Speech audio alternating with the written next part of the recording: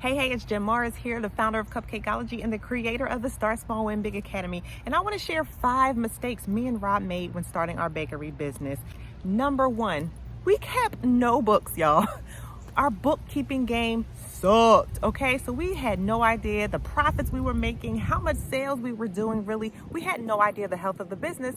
And when we went to apply for business funding, we totally got shot down. Number 2, we took out no taxes. I'm so embarrassed to say, but we took out no taxes the first 2 years. And yes, we owed the IRS big time. Number 3, we had no idea where we were taking this baking business. I mean, we had no clear vision at all. And as a result, when people came to try to collaborate with us and we made business deals, they were horrible because we didn't know what we wanted out of the business. Number 4, we made up prices as we went along.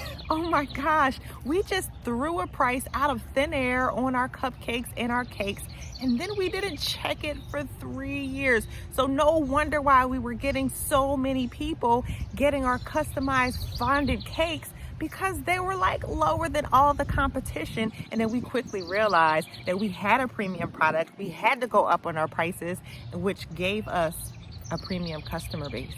And number 5, we had no business plan whatsoever.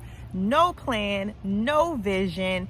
No wonder why we didn't know how to price our products, because we did not do the research. So listen, if you're like hovering in your seat, sliding down because I'm stepping on your toes, I want you to quickly click the link in the description or go to our website, cupcakeologypa.com, and register for my next free live training class. I'm giving you the entire bakery business blueprint, step by step, exactly what you need to know and what you need to implement to get your bakery business started successfully and profitably.